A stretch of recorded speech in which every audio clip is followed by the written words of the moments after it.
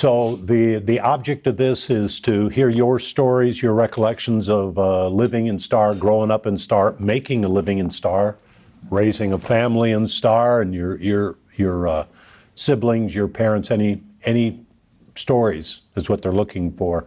At the end, and I don't know if you heard us talking about it, at the end when we think we're done, we'll give you an opportunity to just talk about anything you think we should know about that we hadn't talked to you about. So if you're ready and you're ready, and my level's not blasting you out, okay. So Dell, if you could introduce yourself, tell us when you were born, and you were born in Star, so. My name is Dell Stevens. I was born in Star, April 23rd, 49. I grew up here. It's really strange today what was back then. When we were kids, we used to walk a quarter of a mile to the highway to catch the bus. We could stand there for 30 minutes, and if we had 10 cars pass us, we was doing really good. Now, you stand there for 30 minutes, and 400 cars pass you. So it's changed a lot. My folks were farmers. We raised corn, and hay, and grain, beets, and mint. My folks had a mint still, and we also raised 250 head Angus. So there was 4 of us boys, 1 girl. So we knew what it was to work. It's one of those things that when you live on a farm and such, do you work? I asked my dad once for allowance, and he laughed at me, and he says, as long as you have a plate in front of you and a roof over your head, you will work. So that's how it was with my dad. He was a hard man, but he was fair. I went to Star grade school. From there, I went to Eagle Junior High, and then from there to Meridian High School, and graduated there in '68. It's funny about a small town. Everyone knows what you did before you get home and such. But nowadays, you walk into the cafe. Back then, you knew everybody. Now you go in there, if you know one person, you're doing good and such. A lot of us old timers are pretty much gone and such. And the ones that are left, all we can do is say, remember this and such. My dad was a farmer. He was voted Farmer of the Year once. He started raising mint. All the farmers around here thought, well, if Roy's going to be raising mint, there's got to be money in it somewhere. And but we had a mint still. We learned what it was to tromp mint in a tub and such. But sometimes we worked 24 hours around the clock, putting out mint and everything. But I was a horseman. Dad wasn't. I've been on a horse since I was 3, so once it's in your blood, it's always there and everything. And we've turned around, and my folks, they were good folks. They were hard workers. We learned what it was to work and such. And we had everything that we could possibly have.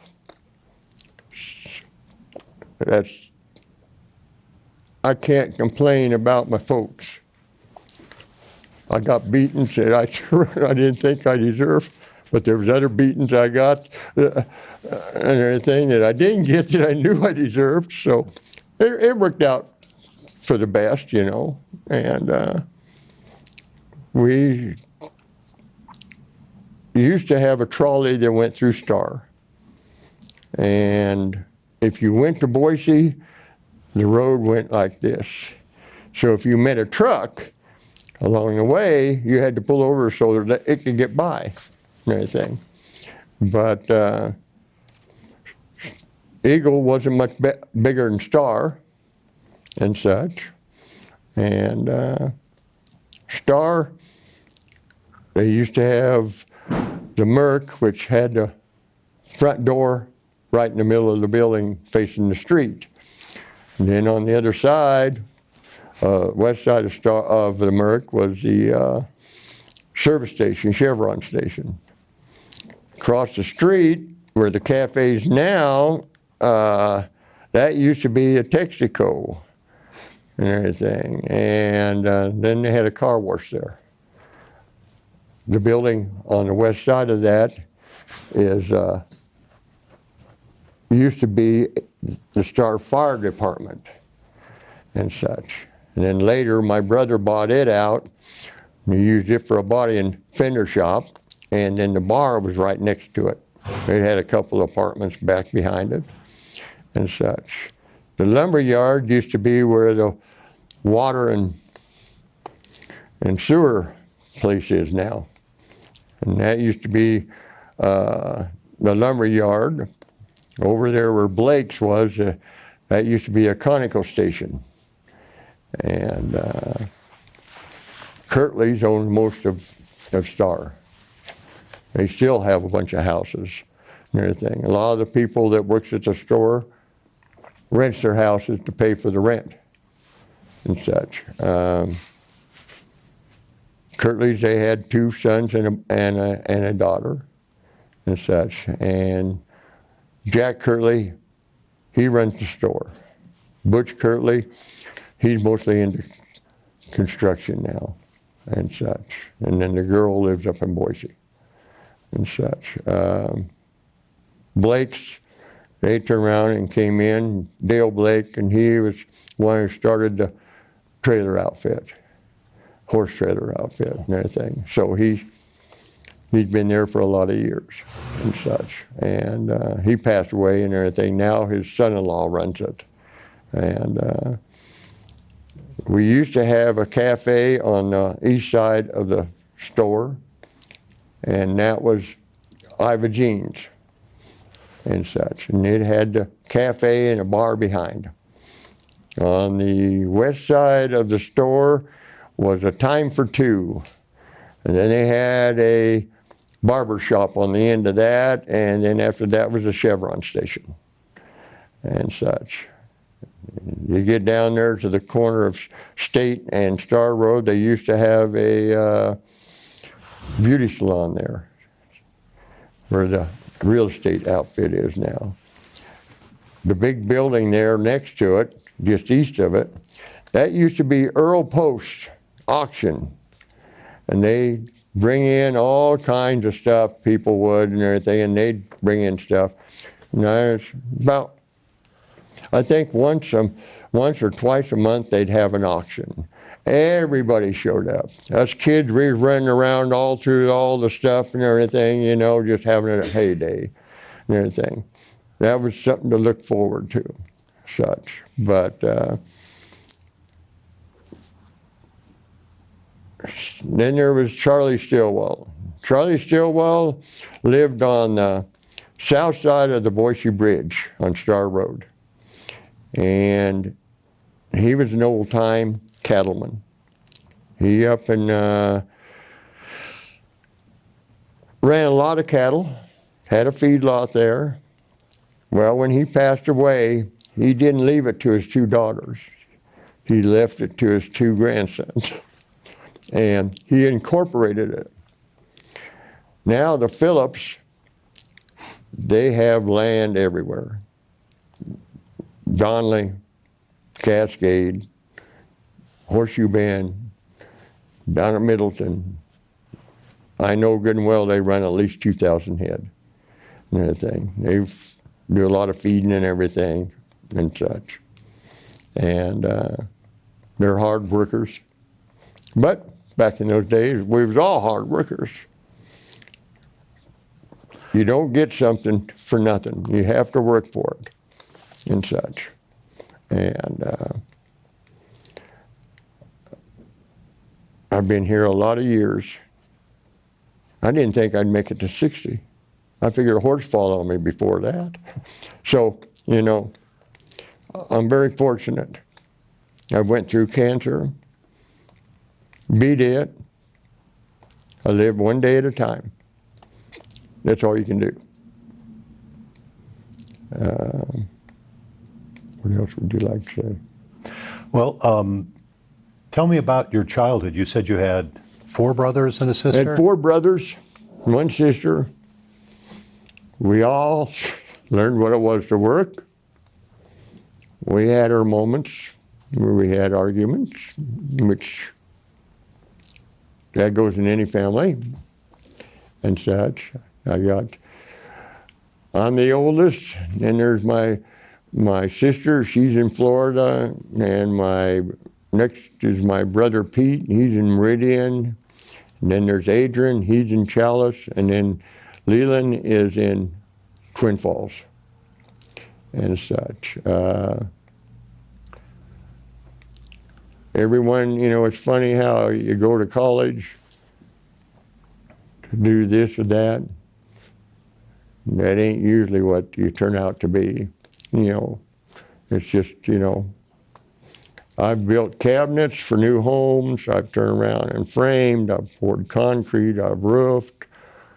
I've been a parts runner. I've worked in warehouses.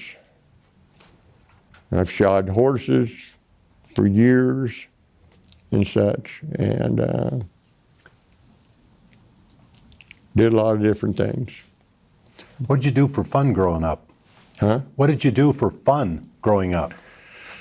Folks used to take us camping, did a lot of fishing. I sat a horse a lot. I get out of school, I come home, do my chores, crawl on a horse and ride till 1 o'clock.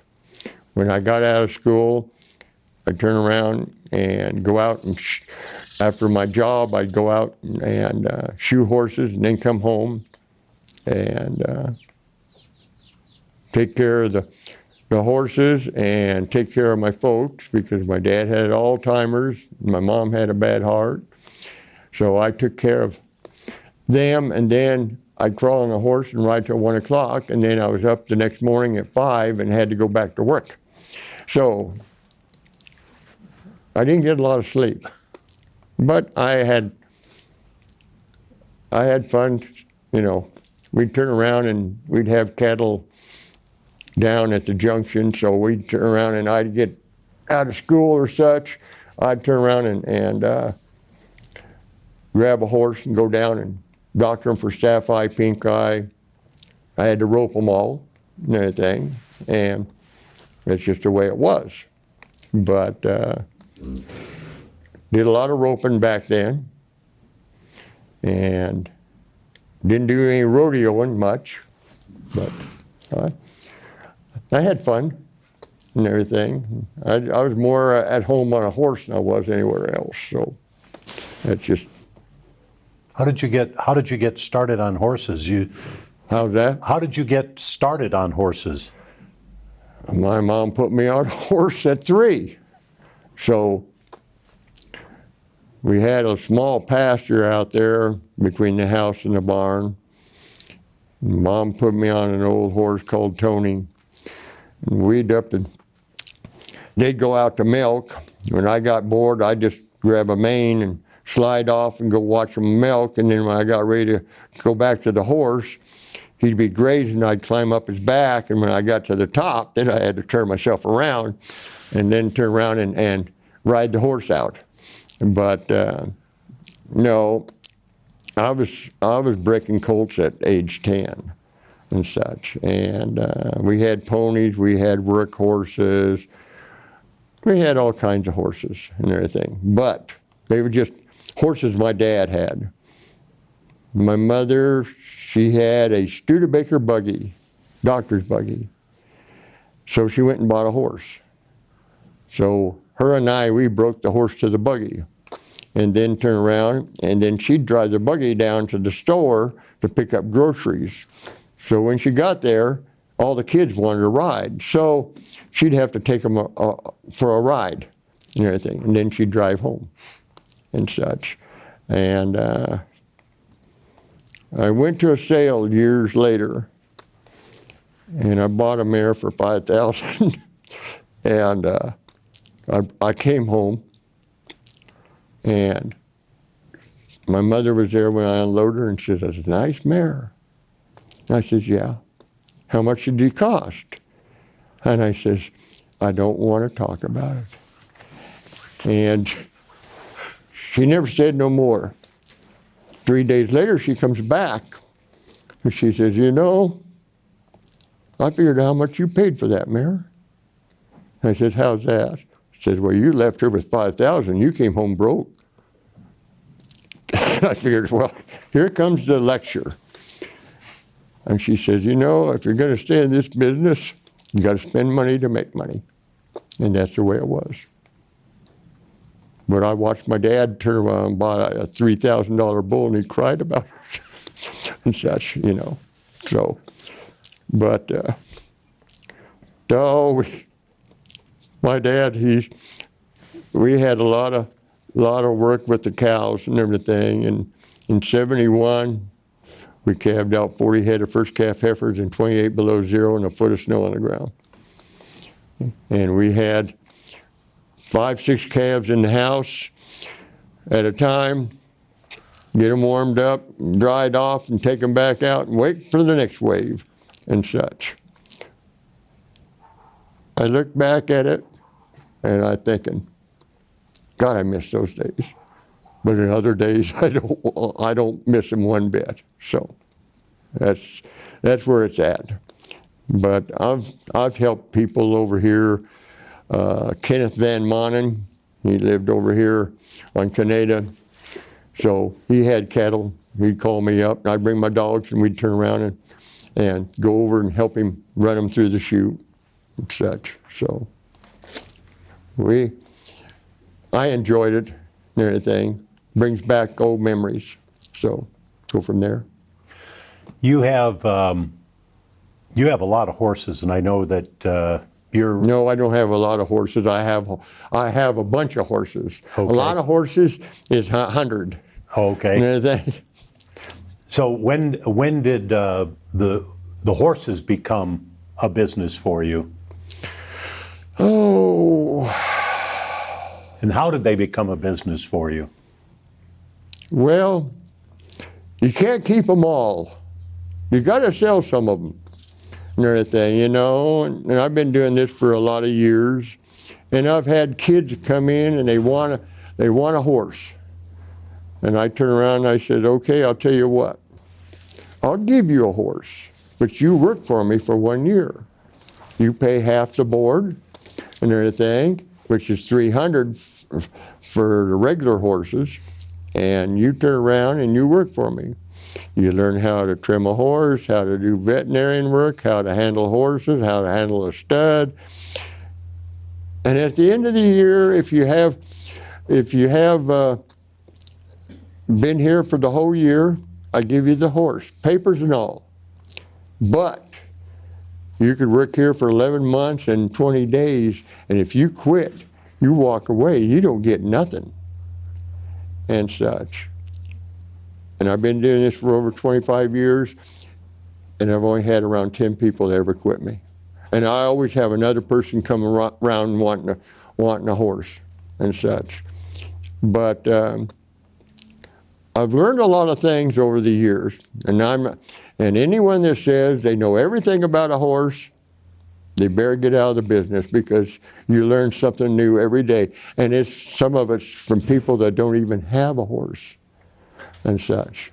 Anyone that turns around and says they've never been bucked off a horse hasn't rode very many horses. That's just the way it is. And I've shod horses since I was 17 and such. And I've got banged up over the years and such. People don't have horse problems. Horses have people problems and such.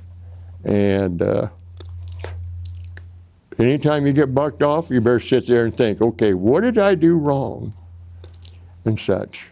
And you go from there.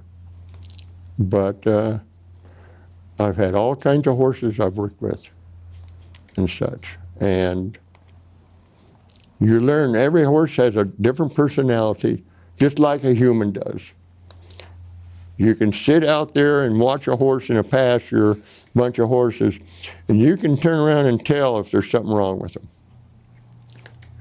It's just natural. It's looking at them and anything and watching them to see, okay, what isn't natural here? And you go from there. So, and I've did a lot of different vet work, so I do a lot of my own vet work and everything. It makes a difference. When you're paying $3,000-$4,000 in a year on horses and everything, compared to a couple hundred, it helps the pocketbook a little and such. So. And you raised a family here. Yes and no.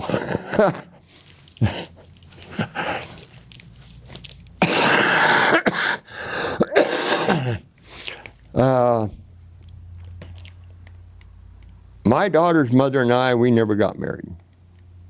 But I stepped up and I paid the child support and I raised my daughter. And she's been we are closer than what her mother and I are and such. And taught her how to drive a tractor, how to drive a pickup, taught her what work was all about. She's not lazy by far, but she got it from me. She's went through the drugs. She's turned around and found out that the only one that's going to give her a life is her and such. And as long as I'm concerned, as long as she's happy, that's all that counts and such. And go from there. She's a good daughter and everything. I taught her how to ride. She's got dumped a few times and such. And there's three things that she had to do when she got her first horse.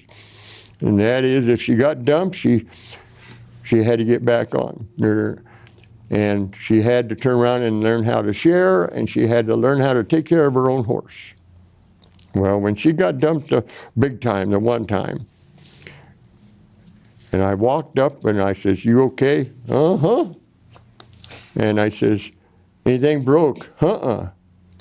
And I says, "You gotta get back on." "Uh-uh."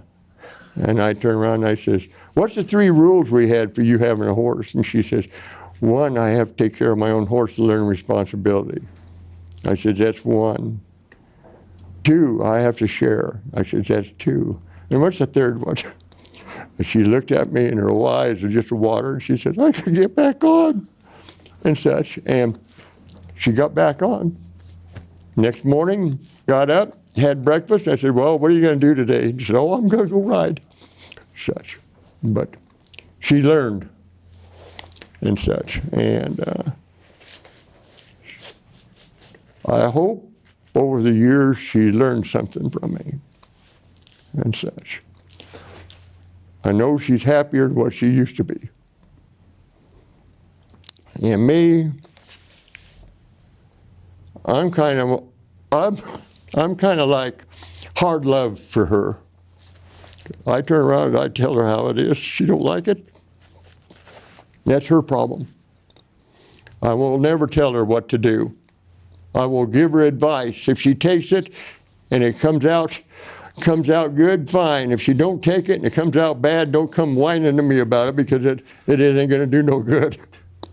So.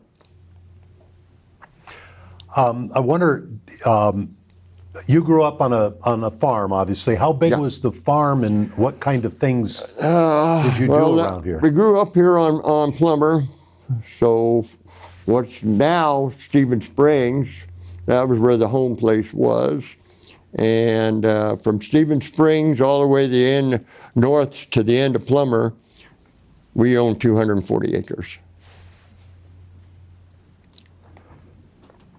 And you mentioned the crops. When you're growing up here, what did your day look like? You get up in the morning, and what happened?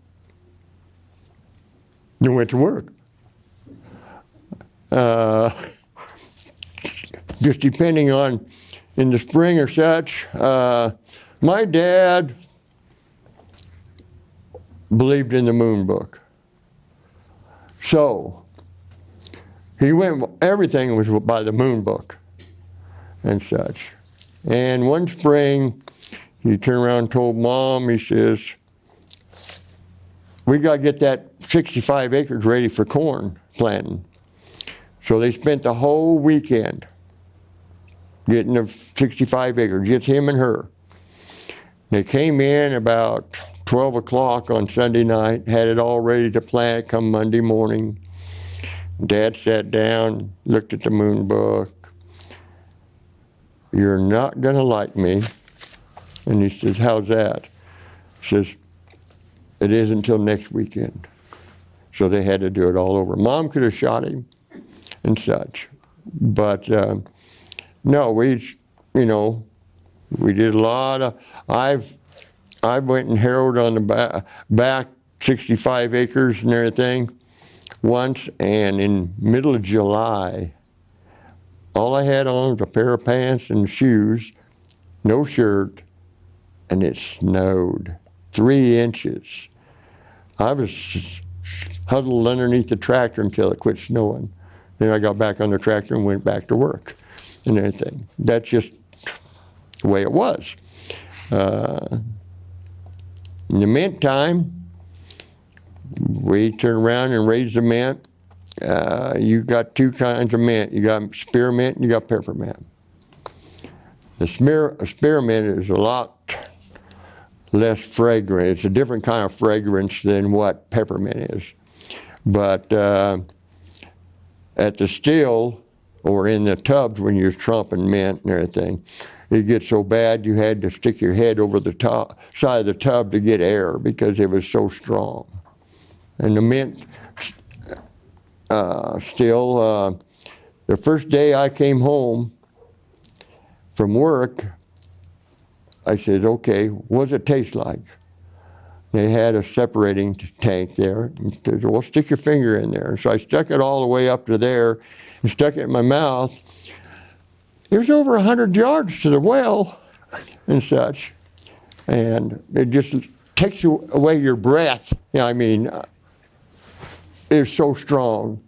You could dip a toothpick in and pour it in, put it in a glass of water, and you could taste the mint and everything. That's how strong it was. Because mint was used for candies, medicine, everything. I mean, you know.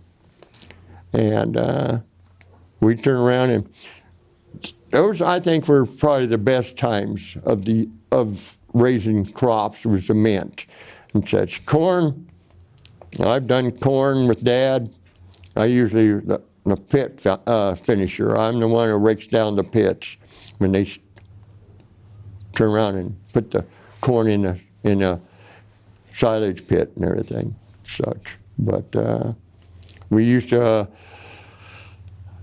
turn around, and Dad, he did corn chopping all over the valley and such. He went and chopped corn for Bean Apple over there, a dairy over there on Overland years ago.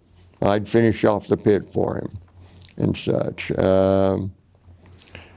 We'd start at 6 o'clock in the morning, Wouldn't finish until 6 or 7 o'clock at night and everything, just depending. And Dad used to land level too, and he leveled a lot of ground in this valley. If he up and had a part that he needed and he didn't have it, he'd go to the store and he'd buy the part, bring it home, and he'd build the part. And then he'd take the new part back to the store and get his money back. That's the way he was, you know. Dad built about everything in his shop and such. He had 2 or 3 guys that worked for him for 20 years. I remember Mom turned around and when you're doing the corn chopping and everything, she'd have 10, 12 guys show up at the table for lunch and everything. She'd cook for them all. Considering that when her and Dad got married, Dad owed everybody in the country, and Mom couldn't boil water without burning it. So, as time goes along, back in those days, farmers went to each other's places and they helped the farmer harvest the crops. And the women would show up there and cook for all the farmers and such. And that's how my mom learned how to cook and such. So, my mom, she was a fair mother, but you didn't rub her the wrong way. She was just that way. I learned, I think, more from my mom than I did from my dad and such. Dad was just, you worked, that's it, and such. There was times when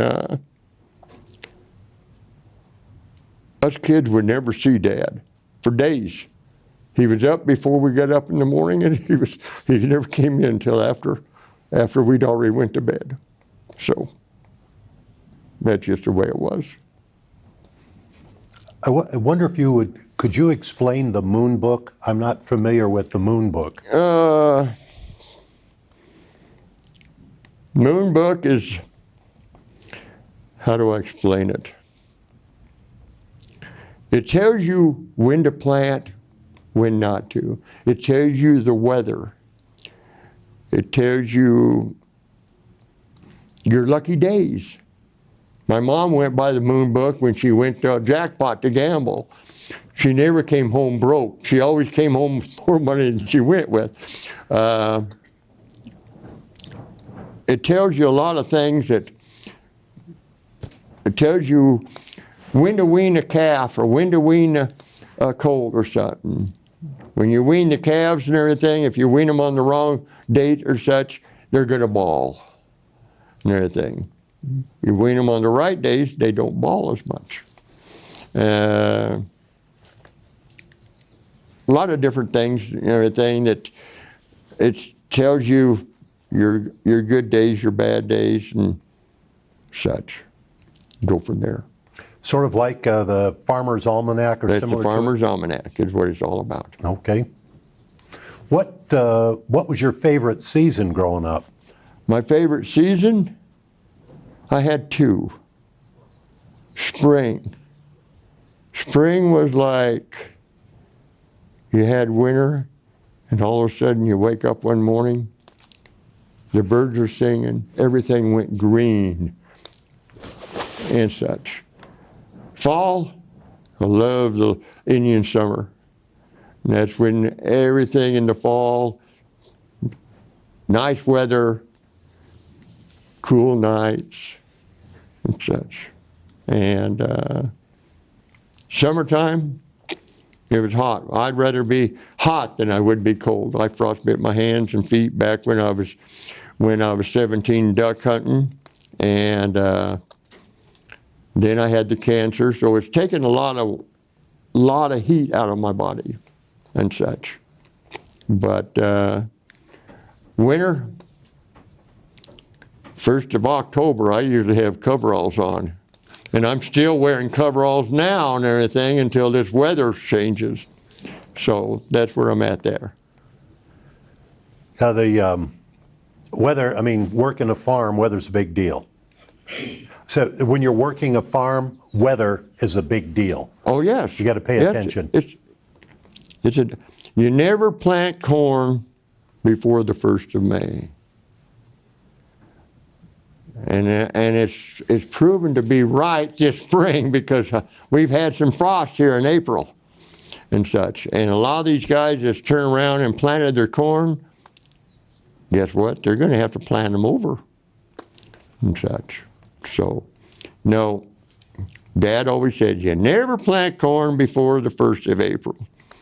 Because I've seen it when they've planted corn and it gets up about that tall and here comes the frost and it kills it all and you have to turn around and work it all back up and start all over again. So. Did, you said your dad would go in to the store to get parts? Yeah.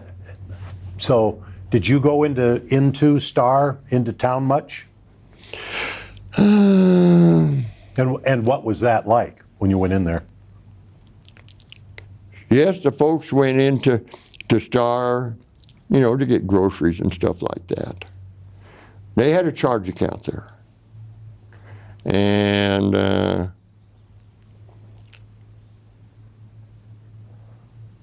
I have a charge account there now. I've had it for years.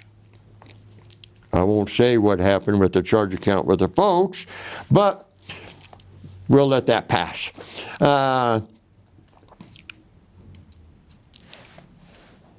When you only have one store, that's all there is.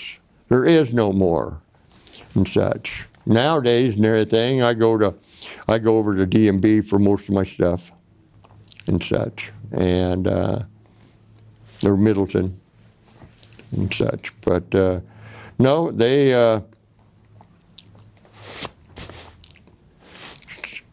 Star Merc and everything, they got pretty much everything. They're a little higher than what other places are, but if I don't want to pay the price, I turn around and I'll wait until I happen to be in town. I don't go to Boise very often anymore. Very, very seldom. Maybe to a doctor, and that's about it. I don't like driving in Boise and everything. Used to when I was a kid. Used to drag race in downtown Boise when I was a kid and everything. But other than that, I don't go to Boise. Don't go to Meridian much anymore either. So Nampa just once in a while. So. Did you ever go into Star for like dances or go do something fun in town? Go out to dinner? No, never went in for dances.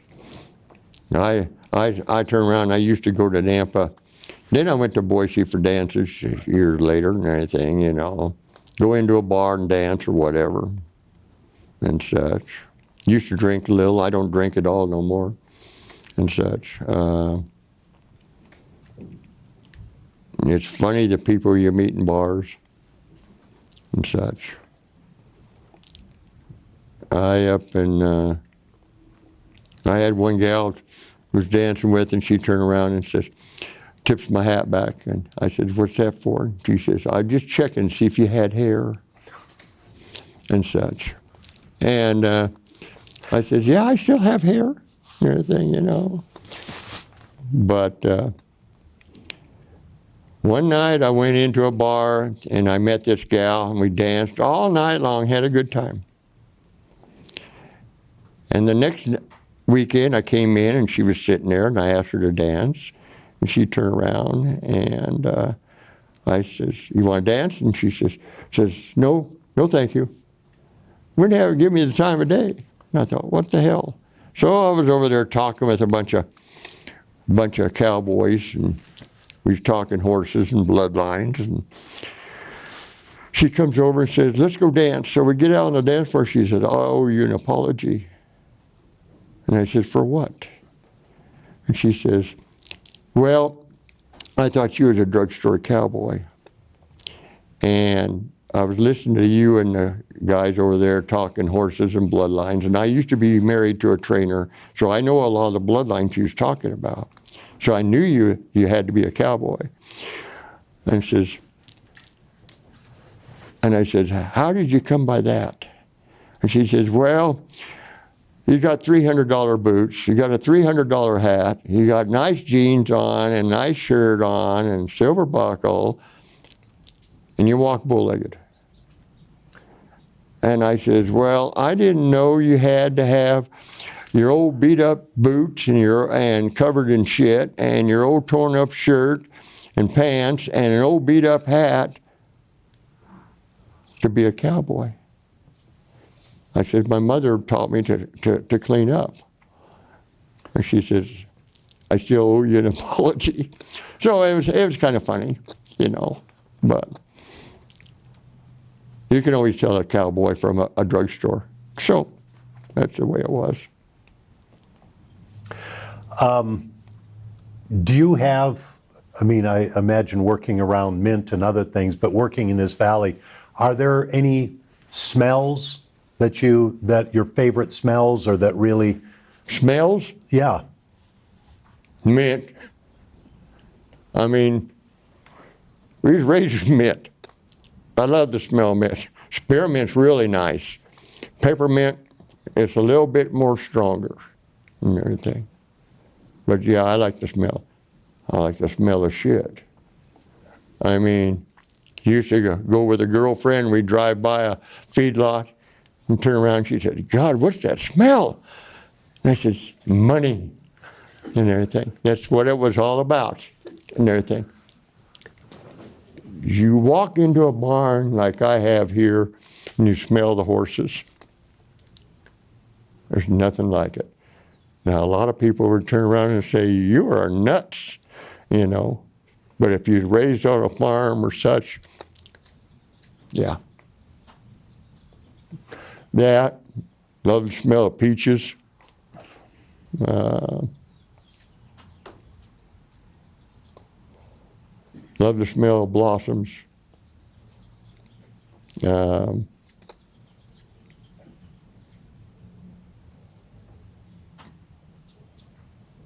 Cranberry juice. Smell of a good woman. That's about it. This, you mentioned a couple of things there that made me think. Were you ever involved in 4-H or? No. You ever participate in any of the county fairs? I used to show horses, AQHA horses, and such over the years. When I first started getting into the registered stock and everything, hell, I didn't know how to fill out an entry form or nothing. A good friend of mine taught me how to do all that and such. And but the AQHA has got to the point where a lot of it isn't as good as it's supposed to be. And they're getting higher priced and everything.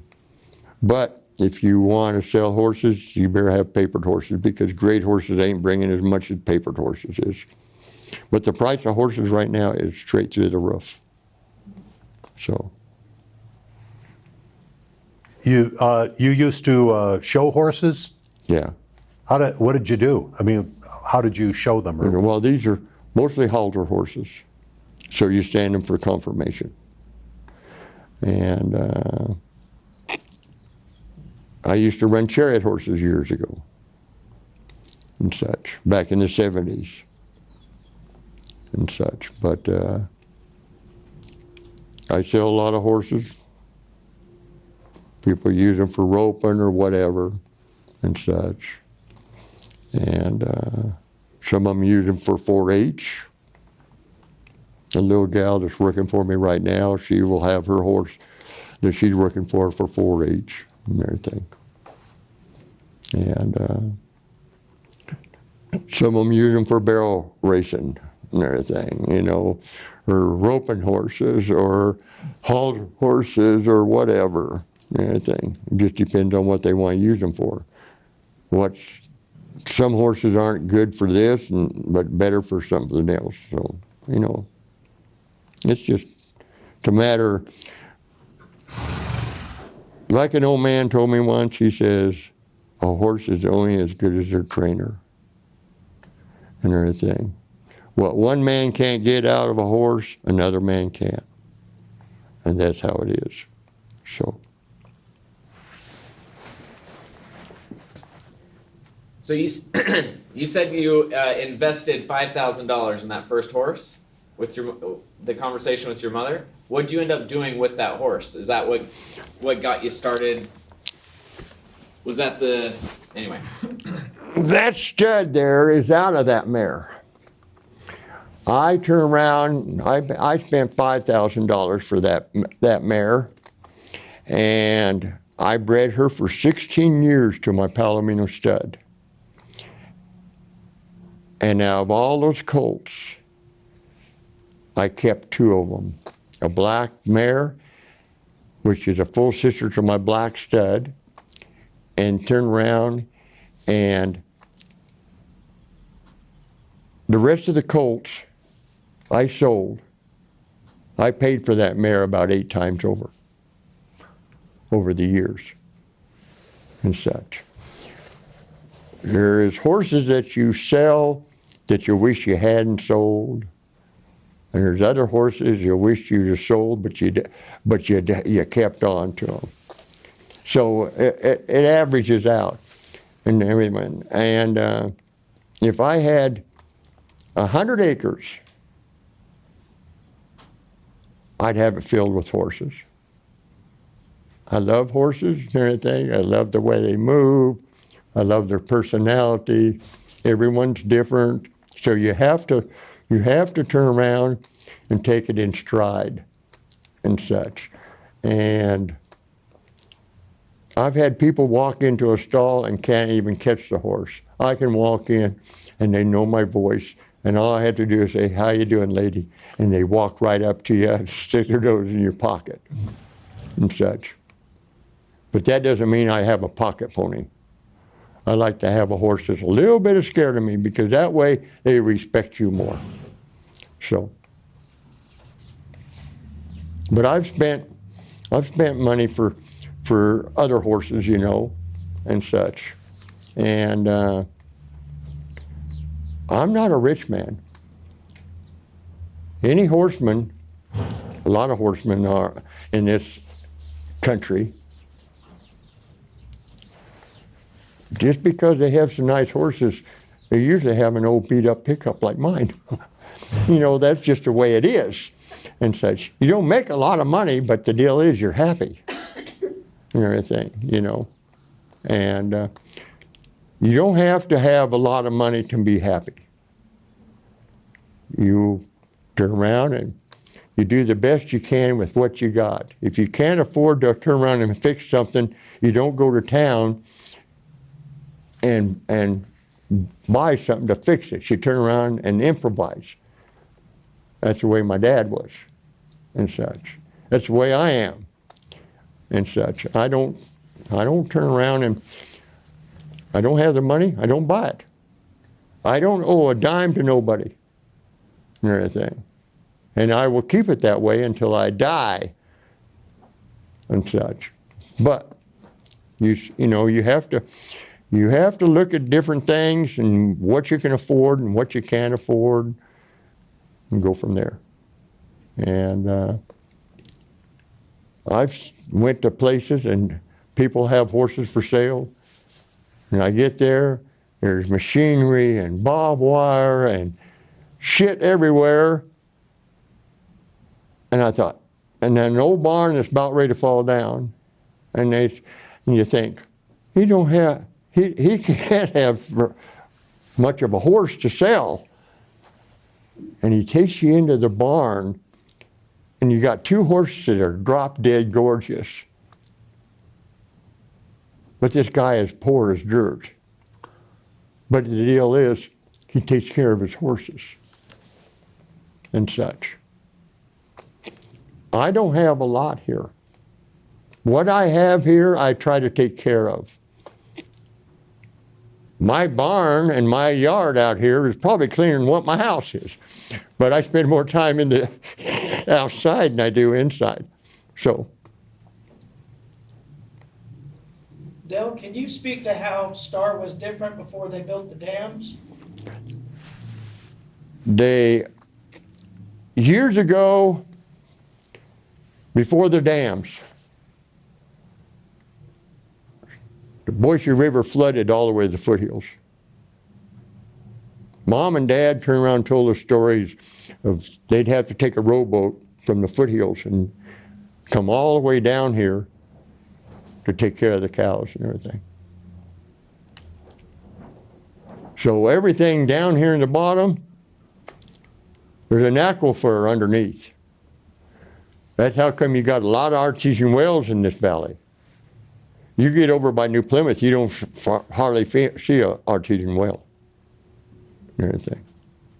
But I've seen it flood all the way clear to as far as Ridley's years ago.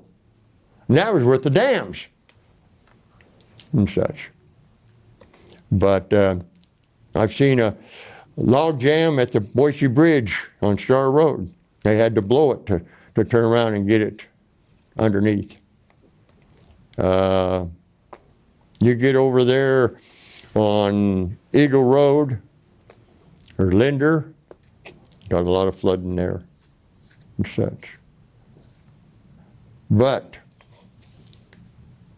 if the outfit that turns around and takes care of the Boise River turn around and dredge that Boise River and cut all the trees out and stockpile the trees so the public can come in and clean it all up, they'd have a really nice river.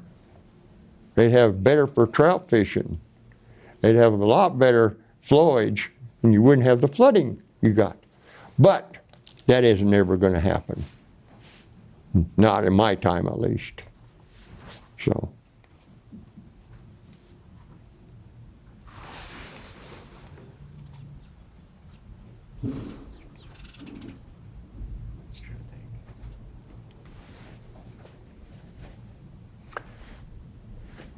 He's listening to what we talk about, and he comes up with other questions. So that's why I'm.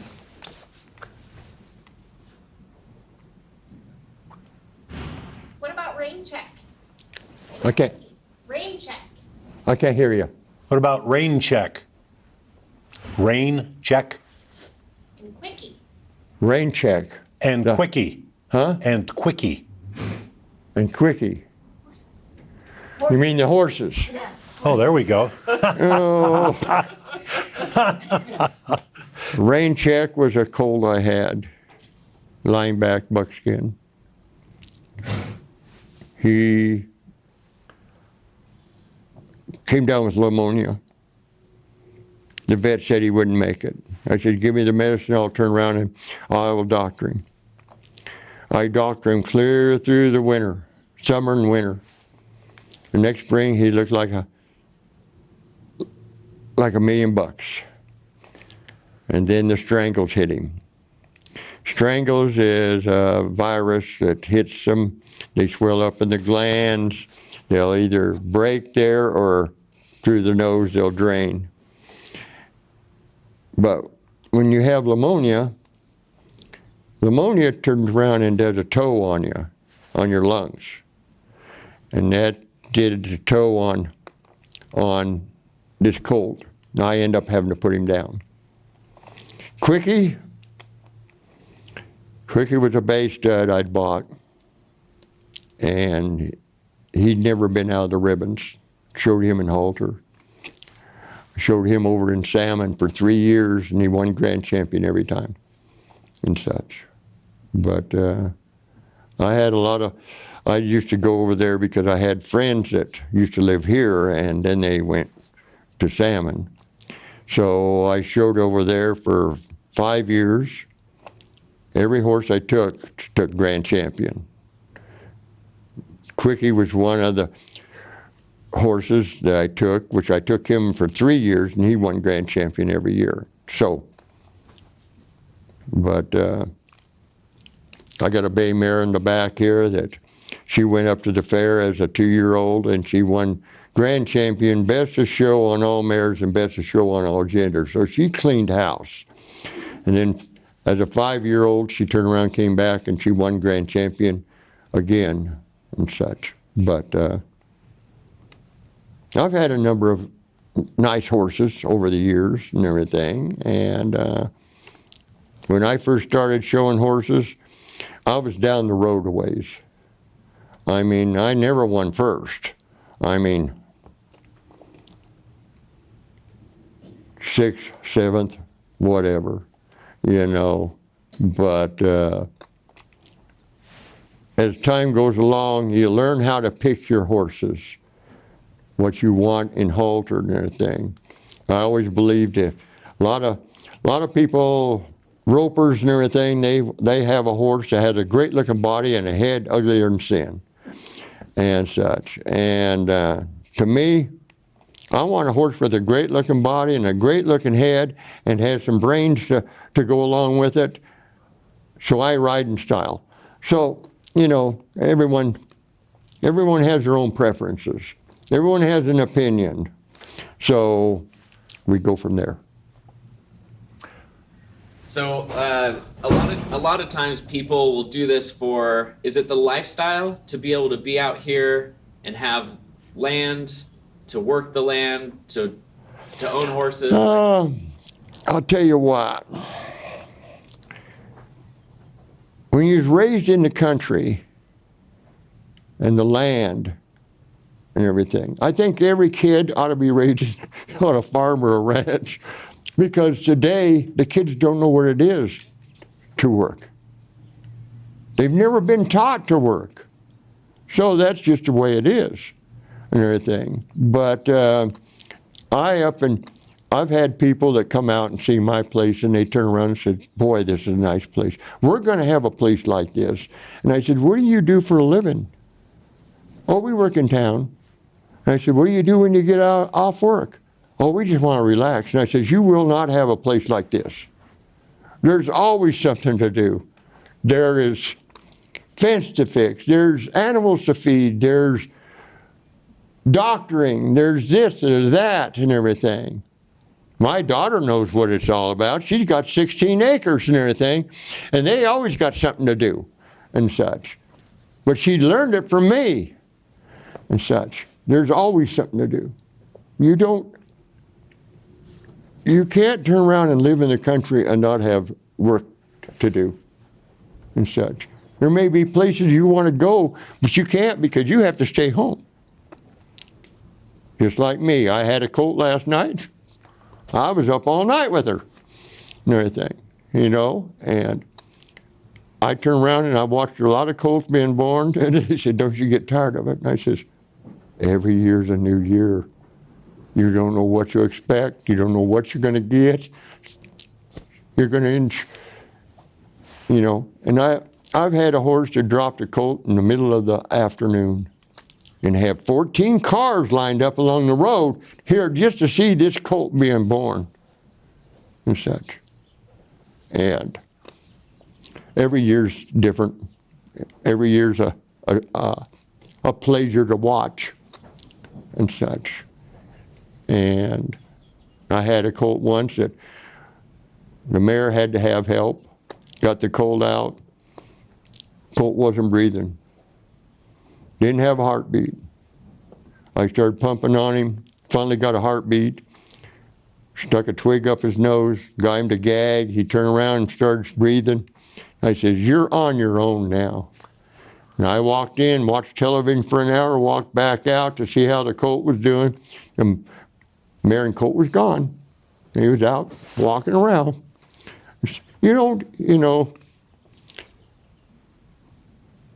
I've maybe lost 5 or 6 colts in 45 years of raising horses and such. But Dad always said, if you got them, you can lose them. If you don't have them, you can't. And that was the way he taught us. And I had some people once that was here, and I had to put a horse down, and I went and got the gun, and I put the horse down, and I put the gun away, and I brought the tractor out and drug it outside the gate so Darling could pick it up. And I walked back, and they said, "You don't have no heart." And I says, "How's that?" "Shoot that horse." And I says, "You know what? I have a heart. There's a difference between you and I. I won't let my horse suffer. You would stand there and watch him suffer and such." And that's the reason why. Dad always said, if you have them, you can lose them. If you don't have them, you can't. That's life. Your folks, it's the same thing. If you have them, enjoy them. Because down the road, it's too late. You have to enjoy them while you have them. We all make mistakes, and we have to live with them. I may not be the greatest dad in the world, but I know there's some that are out there that are a lot worse than I am, and such. I do the best I could with what I had, and such. And I went from there. So.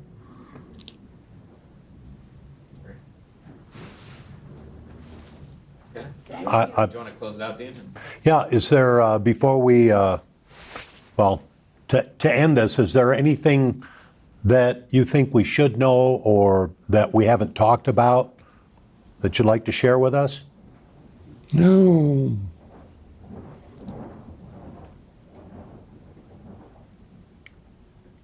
I think we ought to be back in the 60s and 70s. We had a better lifestyle. We had where people worked together. Nowadays, we don't have that. Back then, people helped each other. Nowadays, they could care less. I've known people that live next to each other and never know their names and don't want to know their names and such. I know it's a busy world. It's all in computers and such. And it's too bad and everything. Nowadays, you got smartphones and such, and everyone's playing on them. They'll sit at a cafe and everything, their food will be getting cold, and they're sitting on there playing on their phone and such. I don't think that's right and everything. You know, I may be backwards, I may be old-fashioned, but I think I'd rather be old-fashioned than be the new people that they have today. There's a lot of things going on in this world that is really screwed up and everything. The president and everything. A lot of it is we got a lot of wars going on that shouldn't be and such. And we had a lot of wars back when I was a kid. Vietnam and everything, we should have never been there. It's pretty bad when you go into a war and you end up walking out of it and you lost. And you turn around and in the process you turn around and lose a lot of kids. I lost a few friends in Vietnam and such. Iraq's the same thing. And now we got Ukraine, and that's a joke and such. But who am I to say? I'm just an old cowboy trying to readjust. That's all I got to say. Alrighty. Oh, thank you, Dell. And I'm retired military. I came in during Vietnam, and I did go to Iraq, and I agree with you on both of those fronts. I tell you what, there's a lot of people out there that was there, and they don't agree with me and everything. The way I looked at it, Vietnam, we should have never been there. We lost a lot of kids. Not only that, but when we walked out, we left everything there. Yeah. And such. And I was drafted to go to Vietnam. The only thing that saved my butt was my doctor told him, and says, if you send him, you'll have more problems than you know what to do with over there. And they 4F'd me.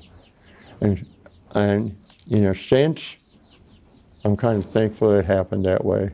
But the deal is, I've lost a couple cousins over there, a couple friends over there, and everything. And we wouldn't have had 9/11 if they'd have went in and got back Saddam and Bin Laden in Baghdad when they were there.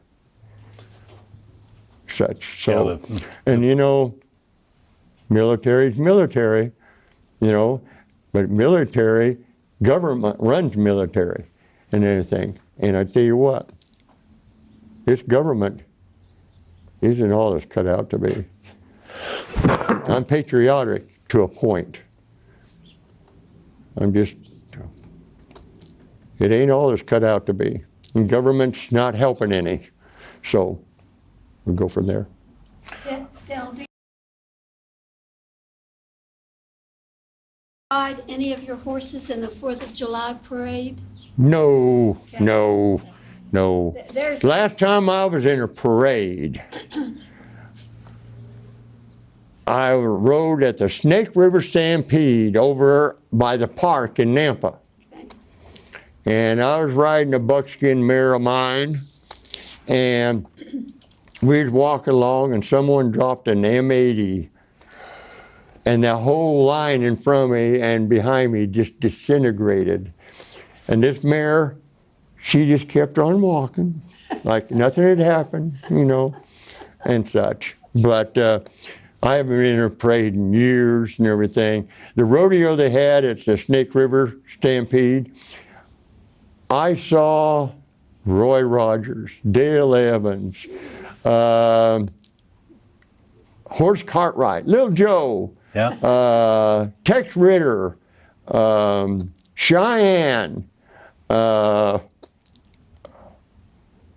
hell, there's a number of them. Annie Oakley. I saw all those people back then. The rodeo they have over at the Idaho Center isn't nothing like it was over in Nampa. Yeah, the original site. And they had the parade in through town and everything. That was really something to see and such. I won. Me and a neighbor, we had buckskins that matched. We went and we won his best pair of matched horses and everything one year and such. But we had a good time, you know, and such. And good rodeos is Cheyenne, Calgary, Jordan Valley,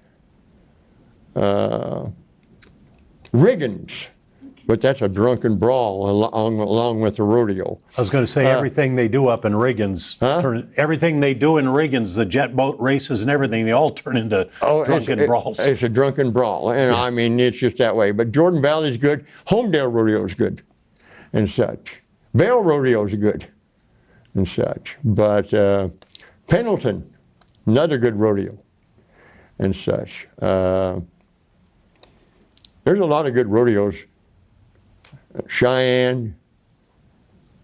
I turned around and I was in Sheraton, Wyoming. They had their wild horse adoption. So I was helping a bunch of cowboys. We was helping with the adoption. And two old ladies pulled up, about in their 60s, and says, "Can you help us load this horse?" And I says, "Yes, ma'am, we can. Can you back up to this gate hole?" And I sent one of the cowboys to get the horse. They had a brand new trailer. They ran that horse in, a 3-year-old stud colt. They had to go a quarter mile to get to the highway. I'll tell you what, there was so many dents in that trailer. By the time they got to the highway, I thought, I'd like to see what that trailer looked like when they got home. and everything. But no.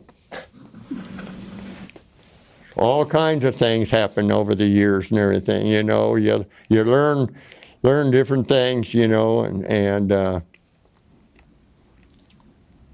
we've been a lot of places. Everyone's been in a lot of places and got stories to tell. These are just some of mine. So. Good stories. Thank you.